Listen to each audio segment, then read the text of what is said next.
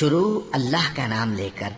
جو بڑا مہربان نہایت رحم والا ہے۔ سب تعریف اللہ ہی کو ہے جس نے اپنے محبوب بندے محمد صلی اللہ علیہ وآلہ وسلم پر یہ کتاب نازل کی اور اس میں کسی طرح کی کجی اور پیچیدگی نہ رکھی، بلکہ سیدھی اور سلیس اتاری تاکہ لوگوں کو عذاب سخت سے جو اس کی طرف سے آنے والا ہے ڈرائے، اور مومنوں کو جو نیک عمل کرتے ہیں خوشخبری سنائے کہ ان کے لیے ان کے کاموں کا نیک بدلہ یعنی بہشت ہے جس میں وہ ہمیشہ رہیں گے، اور ان لوگوں کو بھی ڈرائے جو کہتے ہیں کہ اللہ نے کسی کو بیٹا بنا لیا ہے۔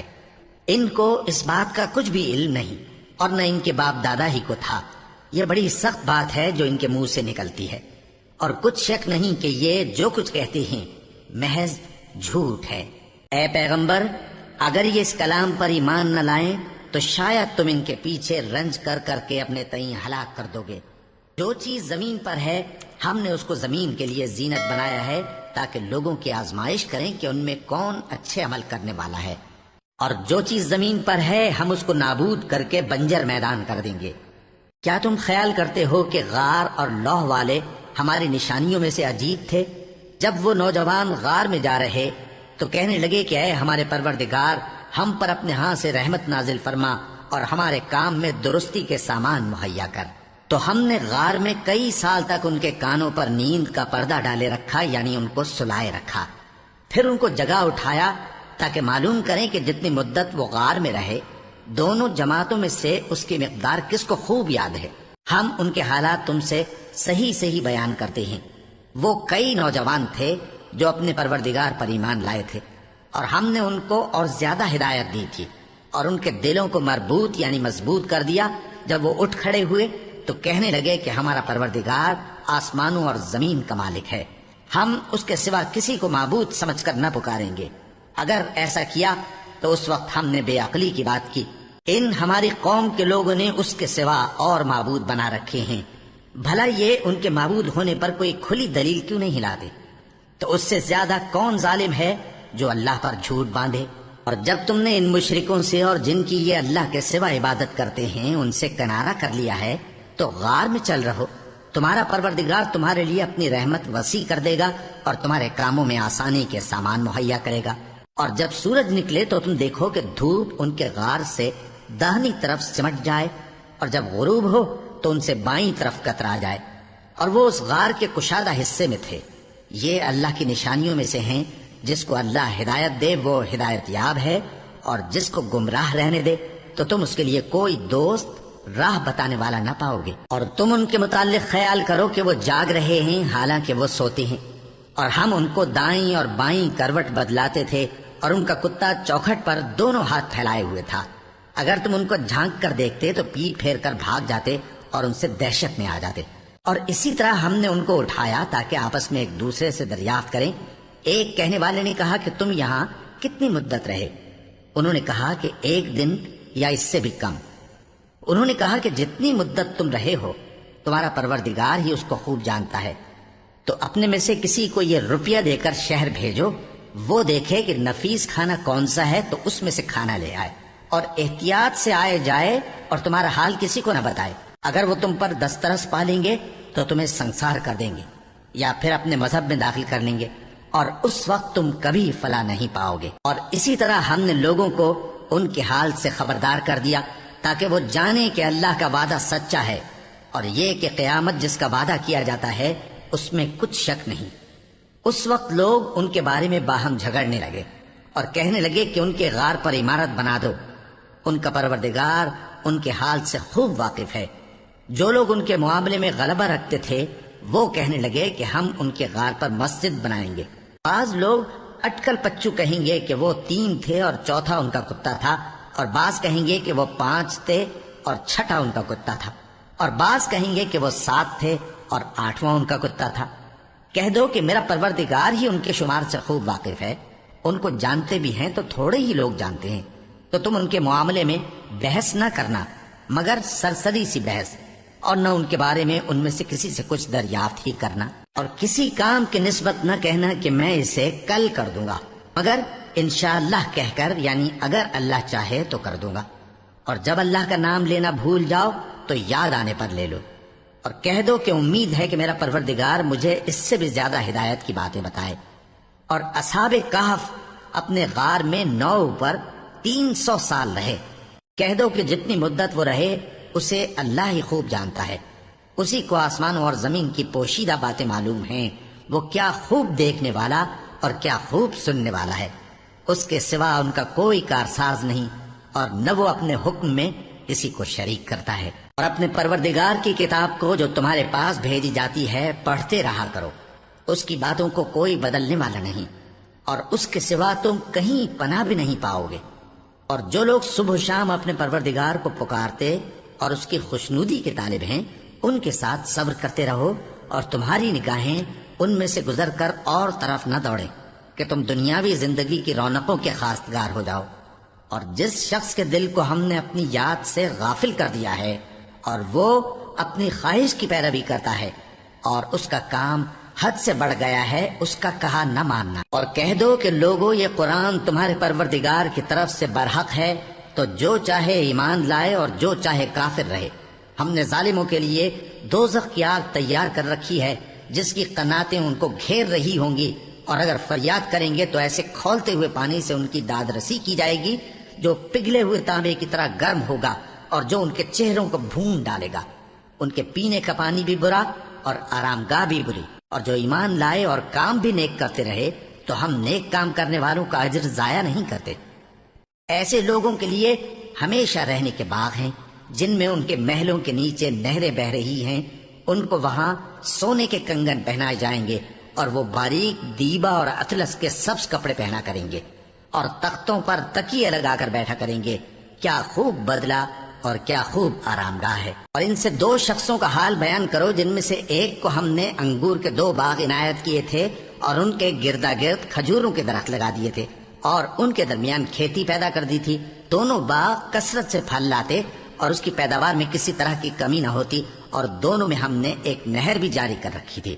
اور اس طرح اس شخص کو ان کی پیداوار ملتی رہتی تھی۔ تو ایک دن جبکہ وہ اپنے دوست سے باتیں کر رہا تھا، کہنے لگا کہ میں تم سے مال و دولت میں بھی زیادہ ہوں اور جتھے اور جماعت کے لحاظ سے بھی زیادہ عزت والا ہوں، اور ایسی شیخیوں سے اپنے حق میں ظلم کرتا ہوا اپنے باغ میں داخل ہوا۔ کہنے لگا کہ میں نہیں خیال کرتا کہ یہ باغ کبھی تباہ ہو، اور نہ خیال کرتا ہوں کہ قیامت برپا ہو، اور اگر میں اپنے پروردگار کی طرف لوٹایا بھی جاؤں تو وہاں ضرور اس سے اچھی جگہ پاؤں گا۔ تو اس کا دوست جو اس سے گفتگو کر رہا تھا کہنے لگا کہ کیا تم اس ذات سے کفر کرتے ہو جس نے تم کو مٹی سے پیدا کیا، پھر نطفے سے، پھر تمہیں پورا آدمی بنایا؟ مگر میں تو یہ کہتا ہوں کہ اللہ ہی میرا پروردگار ہے، اور میں اپنے پروردگار کے ساتھ کسی کو شریک نہیں کرتا۔ اور جب تم اپنے باغ میں داخل ہوئے تو تم نے ماشاء اللہ لا قوت الا باللہ کیوں نہ کہا؟ اگر تم مجھے مال و اولاد میں اپنے سے کمتر دیکھتے ہو تو عجب نہیں کہ میرا پروردگار مجھے تمہارے باغ سے بہتر عطا فرمائے، اور تمہارے اس باغ پر آسمان سے آفت بھیج دے تو وہ صاف میدان ہو جائے، یا اس باغ کی نہر کا پانی گہرائی میں اتر جائے تو پھر تم اسے تلاش نہ کر سکو، اور اس کے میووں کو عذاب نے آ گھیرا اور وہ اپنی چھتریوں پر گر کر رہ گیا، تو جو مال اس نے اس پر خرچ کیا تھا اس پر حسرت سے ہاتھ ملنے لگا اور کہنے لگا کہ کاش میں اپنے پروردگار کے ساتھ کسی کو شریک نہ بناتا۔ اس وقت اللہ کے سوا کوئی جماعت اس کی مددگار نہ ہوئی اور نہ وہ بدلہ لے سکا۔ یہاں سے ثابت ہوا کہ حکومت سب اللہ کی ہے، جو معبود برحق ہے وہی بہترین ثواب عطا کرنے والا اور بہترین انجام لانے والا ہے۔ اور ان سے دنیا کی زندگی کی مثال بھی بیان کر دو کہ وہ ایسی ہے جیسے پانی جسے ہم نے آسمان سے برسایا تو اس کے ساتھ زمین کی پیداوار مل کر نکلی،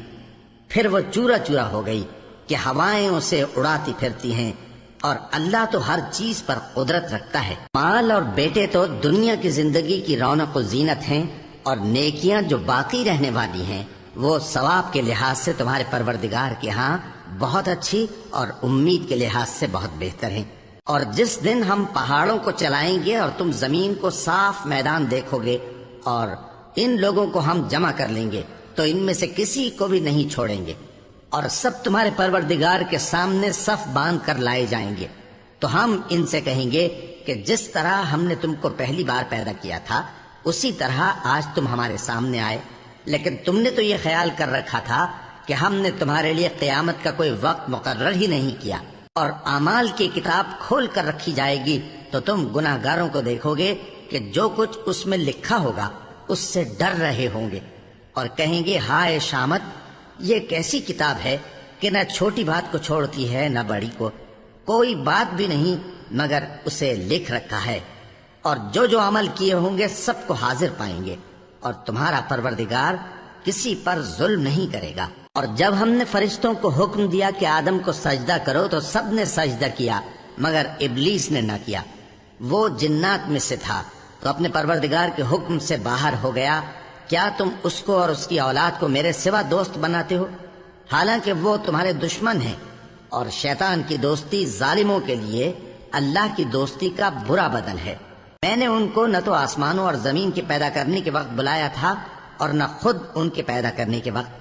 اور میں ایسا نہ تھا کہ گمراہ کرنے والوں کو مددگار بناتا۔ اور جس دن اللہ فرمائے گا کہ اب میرے شریکوں کو جن کی نسبت تم معبود ہونے کا گمان رکھتے تھے بلاؤ، تو وہ ان کو بلائیں گے مگر وہ ان کو کچھ جواب نہ دیں گے، اور ہم ان کے درمیان ہلاکت کی ایک جگہ بنا دیں گے، اور گناہگار لوگ دوزخ کو دیکھیں گے تو یقین کر لیں گے کہ وہ اس میں پڑنے والے ہیں، اور اس سے بچنے کا کوئی راستہ نہ پائیں گے۔ اور ہم نے اس قرآن میں لوگوں کے سمجھانے کے لیے طرح طرح کی مثالیں بیان فرمائی ہیں، لیکن انسان سب چیزوں سے بڑھ کر جھگڑالو ہے، اور لوگوں کے پاس جب ہدایت آ گئی تو ان کو کس چیز نے منع کیا کہ ایمان لائیں اور اپنے پروردگار سے بخشش مانگیں، بجز اس کے کہ اس بات کے منتظر ہوں کہ انہیں بھی پہلوں کا سا معاملہ پیش آئے یا ان پر عذاب سامنے سے آ جائے۔ اور ہم جو پیغمبروں کو بھیجا کرتے ہیں تو صرف اس لیے کہ لوگوں کو اللہ کی نعمتوں کی خوشخبریاں سنائیں اور عذاب سے ڈرائیں، اور جو کافر ہیں وہ باطل کی مدد سے جھگڑا کرتے ہیں تاکہ اس سے حق کو پھسلا دیں، اور انہوں نے ہماری آیتوں کو اور جس چیز سے ان کو ڈرایا جاتا ہے اسے ہنسی بنا لیا ہے۔ اور اس سے بڑھ کر ظالم کون، جس کو اس کے پروردگار کی آیات کے ذریعے سمجھایا گیا تو اس نے ان سے منہ پھیر لیا، اور جو اعمال وہ آگے کر چکا اس کو بھول گیا۔ ہم نے ان کے دلوں پر پردے ڈال دیے کہ اسے سمجھ نہ سکیں، اور کانوں میں ثقل پیدا کر دیا ہے کہ سن نہ سکیں، اور اگر تم ان کو رستے کی طرف بلاؤ تو کبھی رستے پر نہ آئیں گے، اور تمہارا پروردگار بخشنے والا صاحب رحمت ہے۔ اگر وہ ان کے کرتوتوں پر ان کو پکڑنے لگے تو ان پر جھٹ عذاب بھیج دے، مگر ان کے لیے ایک وقت مقرر کر رکھا ہے کہ اس کے عذاب سے کوئی پناہ کی جگہ نہ پائیں گے۔ اور یہ بستیاں جو ویران پڑی ہیں، جب انہوں نے کفر کر کے ظلم کیا تو ہم نے ان کو تباہ کر دیا، اور ان کی تباہی کے لیے ایک وقت مقرر کر دیا تھا۔ اور جب موسیٰ نے اپنے شاگرد سے کہا کہ جب تک میں دو دریاؤں کے ملنے کی جگہ نہ پہنچ جاؤں ٹلنے کا نہیں، خاص صدیوں چلتا رہوں، پھر جب وہ دونوں ان دریاؤں کے سنگم پر پہنچے تو اپنی مچھلی بھول گئے، پھر اس مچھلی نے دریا میں سرنگ کی طرح اپنا راستہ بنا لیا۔ جب آگے چلے تو موسیٰ نے اپنے شاگرد سے کہا کہ ہمارا کھانا لاؤ، اس سفر سے ہم کو بہت تکان ہو گئی ہے۔ اس نے کہا کہ بھلا آپ نے دیکھا کہ جب ہم نے اس چٹان کے پاس آرام کیا تھا تو میں مچھلی وہیں بھول گیا، اور مجھے آپ سے اس کا ذکر کرنا شیطان نے بھلا دیا، اور اس مچھلی نے عجیب طرح سے دریا میں اپنا راستہ بنایا۔ موسیٰ نے کہا یہی تو وہ مقام ہے جسے ہم تلاش کرتے تھے، تو وہ اپنے پاؤں کے نشان دیکھتے دیکھتے لوٹ گئے۔ وہاں انہوں نے ہمارے بندوں میں سے ایک بندہ دیکھا جس کو ہم نے اپنے ہاتھ سے رحمت خاص سے نوازا تھا، اور اپنے پاس سے ایک خاص علم بخشا تھا۔ موسیٰ نے ان سے جن کا نام خضر تھا کہا کہ جو علم اللہ کی طرف سے آپ کو سکھایا گیا ہے، اگر آپ اس میں سے مجھے کچھ بھلائی کی باتیں سکھائیں تو میں آپ کے ساتھ رہوں۔ خضر نے کہا کہ تم میرے ساتھ رہ کر صبر نہیں کر سکو گے، اور جس بات کی تمہیں خبر ہی نہیں اس پر صبر کر بھی کیسے سکتے ہو؟ موسیٰ نے کہا اللہ نے چاہا تو آپ مجھے صابر پائیے گا، اور میں آپ کے ارشاد کے خلاف نہیں کروں گا۔ خضر نے کہا اگر تم میرے ساتھ رہنا چاہو تو شرط یہ ہے مجھ سے کوئی بات نہ پوچھنا جب تک میں خود اس کا ذکر تم سے نہ کروں۔ تو دونوں چل پڑے، یہاں تک کہ جب کشتی میں سوار ہوئے تو خضر نے کشتی کو پھاڑ ڈالا۔ موسیٰ نے کہا کیا آپ نے اس کو اس لیے پھاڑا ہے کہ سواروں کو غرق کر دی؟ یہ تو آپ نے بڑی عجیب بات کی۔ خضر نے کہا کیا میں نے نہیں کہا تھا کہ تم میرے ساتھ صبر نہ کر سکو گے؟ موسیٰ نے کہا کہ جو بھول مجھ سے ہوئی اس پر مواخذہ نہ کیجیے اور میرے معاملے میں مجھ پر مشکل نہ ڈالیے۔